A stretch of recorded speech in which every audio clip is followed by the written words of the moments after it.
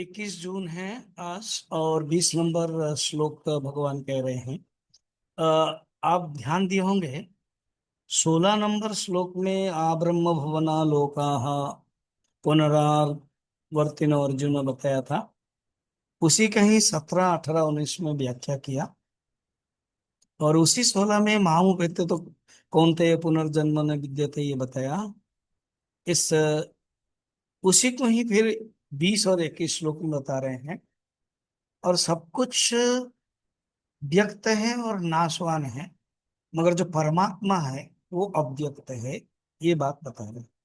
श्री भगवान उवाच परस्तस्मात्तु भावोऽन्यः अव्यक्तो व्यक्तात् सनातनः यः स सर्वेषु भूतेषु नश्यत्सु न विनश्यते। तस्मात् इसलिए अव्यक्तात् परः तु अन्यः, उस अव्यक्त हिरण्यगर्भ से पर, अर्थात अव्यक्त में प्रकृति है, प्रकृति से परे। दोनों यहाँ पर अव्यक्त शब्द देखेंगे, एक अव्यक्त प्रकृति के लिए है और एक अव्यक्त परमात्मा के लिए। तो अव्यक्त जो प्रकृति है उससे जो परे अव्यक्त है वो सनातन भाव, सनातन भाव। भाव माने यहाँ थॉट नहीं है, भाव कहते हैं ना किस, उसका भाव एटीट्यूड नहीं, भाव माने सत्ता, अर्थात वो सनातन सत्ता है और वो कभी नष्ट नहीं होता है। सर्वभूतेषु विनश्यत्स्य न विनश्यति, अर्थात समस्त भूत नष्ट होते हैं मगर वो नष्ट नहीं होता है, वो परमानेंट रहता है।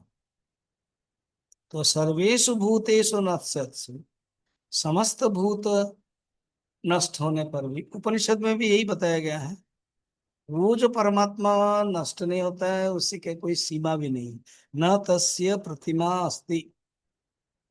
श्वेता सूत्र उपनिषद में कहते हैं उसको कोई परिसीमा नहीं है। प्रतिमा माने यहाँ पर जो परिसीमा है उसके तुलना है, प्रतिमा सादृश्य, उसको किसी से कंपेयर नहीं कर सकते। वो परमात्मा है, वो लक्षण यहाँ पर बताना। अब एक प्रश्न हो सकता है, ऑब्जेक्ट दोनों के लिए व्यवहार किया गया है, तो कहते हैं एक अव्यक्त प्रकृति और एक अव्यक्त परमात्मा। तो वो जो परमात्मा वो समान भाव में है, वो कभी भी नष्ट नहीं होता, विकारी नहीं होता, सनातन भाव है, वो एकमात्र नित्य सत्ता है।